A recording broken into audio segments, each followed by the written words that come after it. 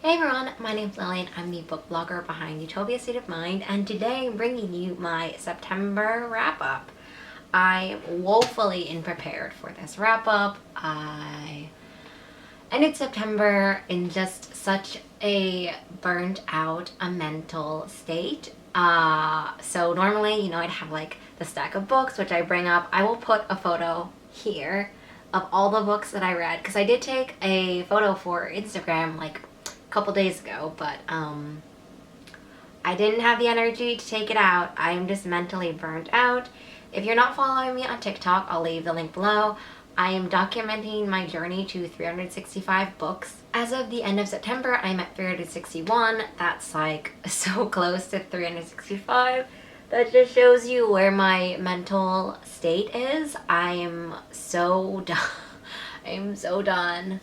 I have like commitments that you'll see if you saw my October TBR, so you know that like I can't just stop reading entirely. I have commitments for October, and also I think a few commitments for November. Like I have commitments. I'm at the point where I kind of just feel like that's all I'm gonna read the rest of the year and just call at the end of the day. Like that's kind of how I feel now. I swore that at 365, even if I wasn't done with my October commitments, I was going to take a few days off of reading. I'm going to have to by necessity. But anyway, happy. This is my September wrap up. I'm wearing my Illumicrate sweater. I'm not wearing makeup. This is the state of September. Yes. I am speechless. Okay, in September I read 42 books. Like, this is the most I think I've ever read in a month. I am just flabbergasted. I'm exhausted. Like, I basically needed to finish this book for like a blog tour today. I'm filming this like on the last day of September, and I just lay in bed as I was trying to read, and I was just like, I just can't even. I ended up finishing it and I ended up loving the book like so much, but that's just where I am now. I don't know how many times I can say it. I'm sorry that this is essentially what the wrap-up's gonna be, but I mean, I crammed 42 books in my head in September. Like, no more. I ended up reading a lot of books that I really loved. In terms of the 42 books, 17 of those, so 40% of those, were with queer main characters. I feel really good about that, honestly. As you know, my target goal is 33%. I feel really good about that, actually. Like, that's probably my favorite thing about September. I was reading, going along September, I was like, oh wow, I'm reading a lot of queer books. Like, this feels really great. And then I was kind of unsure what my number was gonna be, but 40%, like, what? I just hit my other tripod. 40%, that's amazing. In terms of books with people of color main characters, I read 19, so 45%. Not 50. At the end of the day, still close, like very, very close. So I feel really good about that. And in a month where I just feel like a little bit like I got run over by a truck mentally, I refuse to feel bad about any statistics. So let's just jump into the books that I ended up loving. I normally start with YA. I want to start off with adult books because one of my greatest joys, and which is why like I ended up reading more books than I wanted to in September, was because I decided that I wanted to reread the Jade War, like the Jade Legacy. I don't know what the official title of the trilogy is. The Jade City trilogy before Jade Legacy, because I wanted to read Jade Legacy before I had this like reviewer event with Fondly. Didn't manage to do that, but because I was already kind of in that process, I was like, okay, I'm just gonna, I'll just read like 10% a day, just see how it goes. So yeah, I ended up reading Jade City, Jade War, Jade Legacy, all of those in September. Loved them so much. Would 100, like 5 stars for each of them. I'll just talk a little bit about Jade City and then Jade Legacy. So Jade City is kind of this historical fiction fantasy about the power of jade. So basically wearing jade gives you magical abilities, and there's kind of like a gang structure in a sense that there are like 2 major warring kind of parties, their clans essentially. And then we follow mostly the No Peak clan, which is a family clan with characters that will rip your heart out. Characters that rip my heart out. And that's kind of the base of the books. But basically, it's high action, high like character emotional investment, and also the world building is so fantastic. I think that as the series progresses, you see so much development in terms of world building, characters, stories, like everything. They're just so fabulous. I love these books so much. Jade Legacy was a 5-star read. I think everyone could have predicted that. I was predicting it. I'd already penciled it into my spreadsheet because I knew it was going to be a 5-star read, and it was. It is just the like perfect finale to this series. It was the most, I think Fonda Lee was saying that, for example, Jade City is all about the family, Jade War is more of like an international focus, and then Jade Legacy is intergenerational, and it was so fabulous. Like, I have the review that is kind of waiting to be published for Jade Legacy. I've talked already to people who finished Jade Legacy. We all agree, like, it is just such a fabulous series ender. If you have not read the Jade City trilogy, please do so. It is one of my ultimate favorite adult fantasy trilogies. I think that like this and the Poppy War, those are like my top tier Asian adult fantasy trilogies, and they are so different in terms of like vibes and plot and whatever, but definitely some of my favorite, and Jade Legacy kind of just cemented that. And I wanted to start off the September wrap-up talking about that. And also, like, even though mentally September kind of flattened me, I had such fun rereading these books. Like, they just felt so comforting to reread. It made me so happy. And even though it was kind of stressful because it added on to my reading load for September, because I didn't plan on it and I had like other commitments that I had made, I ended up really, really loving it, and it was just so great. While we're talking about adult books that I also loved, the next one that I listened to an audiobook from Libro FM was Don't Let It Get You Down. It was, what is the full title? Don't Let It Get You Down, Essays on Gender, Race, and the Body. I freaking love this book. Like, I don't listen to a lot of nonfiction. I don't read a lot of nonfiction, but this like memoir / essay compilation thing was fabulous. It had so many things that I had to sit with, and basically how I felt after listening to Stamped is exactly how I felt after listening to Don't Let It Get You Down, where after every like reading session, I basically had to tell whoever I was meeting that day all about what I listened to. And that to me is a really good indicator of what I like, and it is a really good indicator of what will stick with me. There were a few lines that stuck with me that were just so fabulous. And in general, there are so many things that I never thought about, but that when it was brought up to me, I was like, oh yeah, like that makes a lot of sense.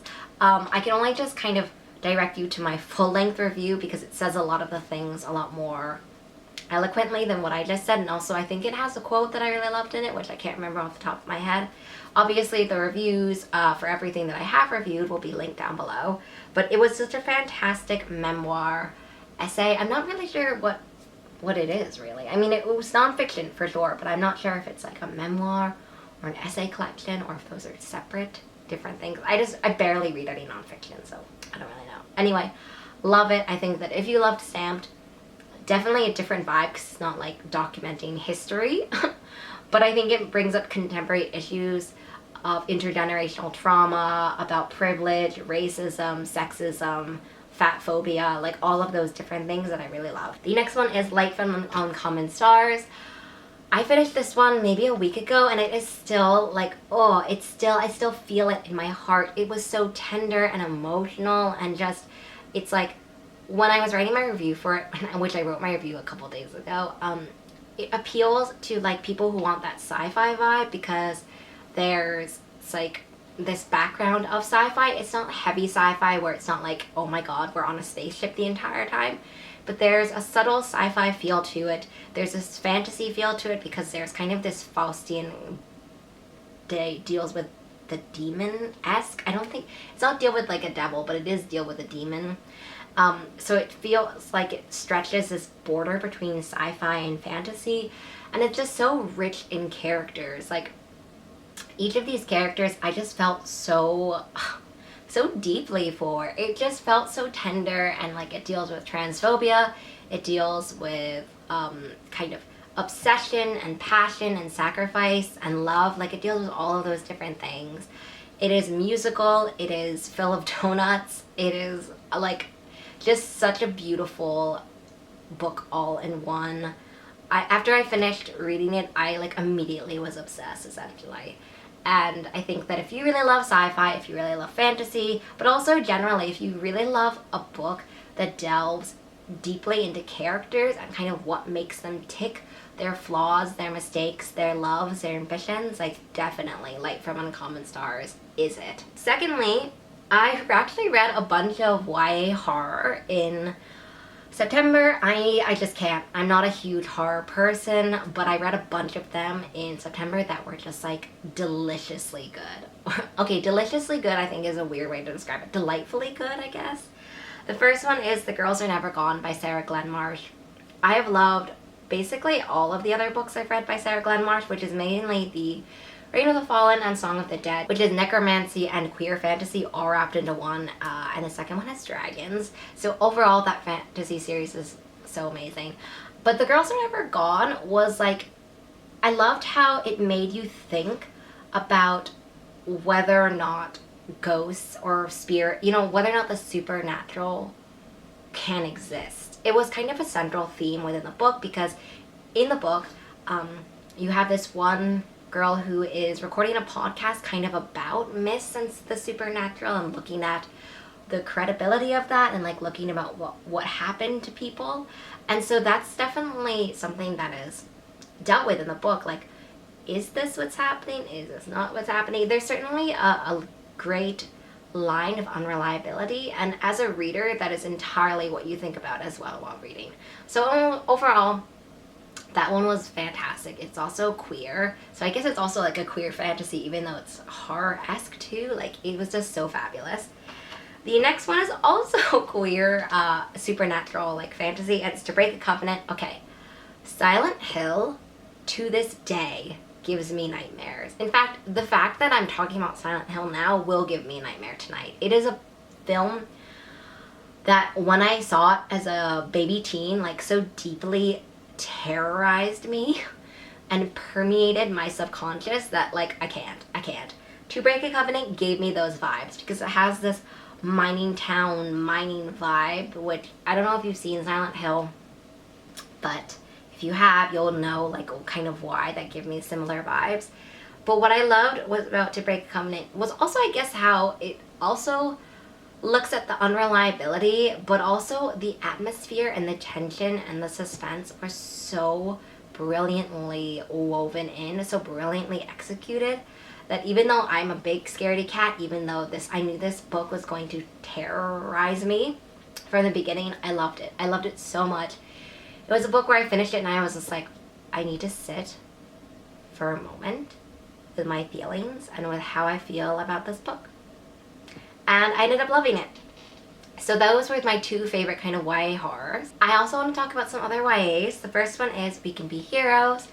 This was one I forgot that I was supposed to read until I remembered I was supposed to read. And I managed to get it done in time because it talks about gun violence, it talks about sexism, domestic abuse, like it talks about all of those different things. It talks about corruption as well in a small town. It talks about all of those different things in a poetic way, like a very fast-paced, multiple perspective way.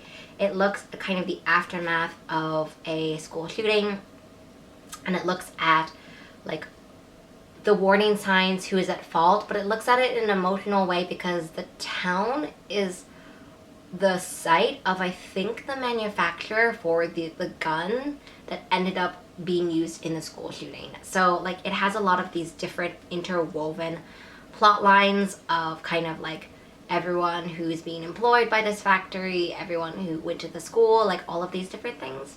And so We Can Be Heroes made me cry. It like, got me in the feels because not only do we see the perspectives of the two best friends of the girl who died, but we also see the perspective of the girl who did die. And so it's also woven up into this like supernatural fantasy, but also a little bit of Greek mythology is like sprinkled in. It just ended up being a book that I didn't expect on a variety of different levels. And so yeah, I mean, I feel like if a book makes me cry, it has to be in my top books of the month, because that means that it emotionally got to me. And the next one is the one I just finished before filming, Keeper of the Night, or Keeper of the Night. I keep saying The Keeper of the Night, but it's Keeper of the Night. This one is about spirits. It's about, I want to say soul sucking. No, it's about like Reaper figures essentially, but it's also so firmly rooted in the main character's struggle to understand and come to terms with her biracial identity. Like it is just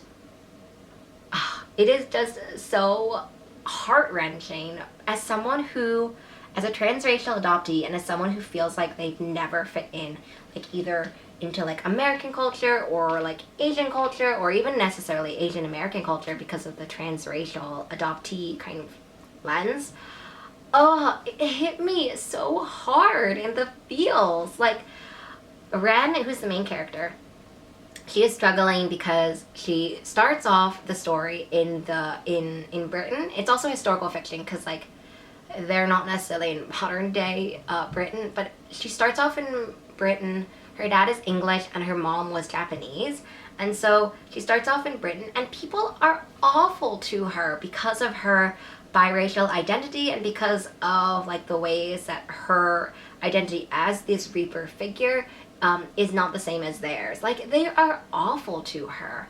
And so basically a sort of series of circumstances happen, and so basically she leaves and she decides to go to Japan. And when she goes to Japan, she thinks that she can be like, that's where she's gonna find more answers, it's where she's gonna feel like a little bit more sense of belonging. But no, people are awful there too to her. And like when she gets there and that's what happens, it just emotionally twisted my heart because dude, I know how that feels.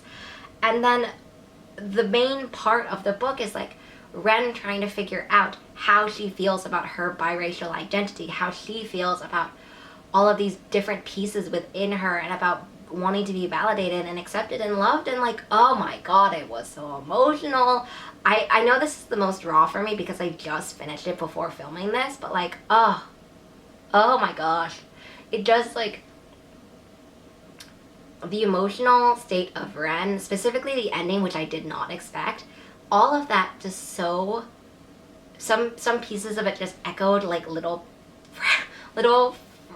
fractured pieces of my soul. And oh my goodness, I highly recommend it. I know that for me it really kind of connected on a personal level, so but just there are also stories about like different spirits and different supernatural creatures and all of those different things, and it just felt so multi-dimensional, I guess. And so I really loved Keeper of the Night. Where would I be without talking about sequels that utterly destroyed me in September? The first one I want to talk about is Into the Dying Light. This one, I felt like this one had a lot of scenes where it's just like, all of you are doing things to help each other, but you don't know it. You don't know it because it's multi-perspective, and it just felt like it wrapped it up in such a beautiful way. I was not expecting it, and also I feel like every sequel for this series have been like, where is this gonna go? Right? Like, what's gonna happen?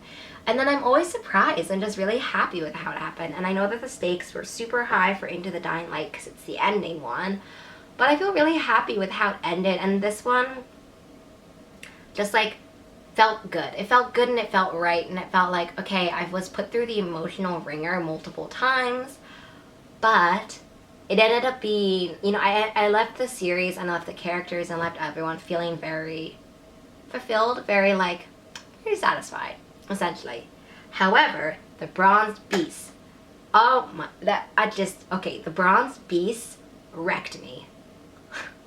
I knew it was gonna wreck me because the ending of the Silvered Serpents destroyed my heart. It just like, it stabbed me in the heart, the ending of the Silvered Serpents. And so I wasn't sure where the Bronze Beast was going to go because it was like, ooh, things are really messed up. Character dynamics are messed up. Plot stuffs are messed up. There's like a timeline ticking down. I don't want to delve too much into like a summary of the Silver Serpents or whatever, because if you haven't read it, I don't want to spoil it for you. But oh my goodness, the Bronze Beast made me just so emotional. I did not know where it was gonna go. I felt like every turn I was kind of like, my heart was in my throat essentially. I felt just so stressed. I think that I ended up reading like the last 3/4 almost in one session entirely, because I was like, where is this going to go? I need to know right now. So yeah, the Bronze Beast was a finale that like utterly destroyed my heart in a way that I feel like, in a way that the author anticipated, because I feel like I was involved, after this, was watching a lot of virtual events from the author, and in the virtual event she was like, bottle your tears and send them to me, and like, yep, yeah, basically. The Bronze Beast is out now, so like, if you want to read it, definitely do, and then, you know, we can cry together essentially. So that brings me to the end of my September wrap-up. I'm emotionally exhausted reflecting on September, and also just thinking about how emotional like all of these reads made me, whether they terrorized me, whether they made me cry, whether like I had to deal with, you know, favorite characters doing stuff. I'm not gonna elaborate on that. I looked down at the list and it's like, oof, all of these favorite reads really got me emotional, and so I feel a little bit like choked up talking about how emotional my September reads made me, but that's what happened. This is where we are. Okay, I'm gonna wrap this up.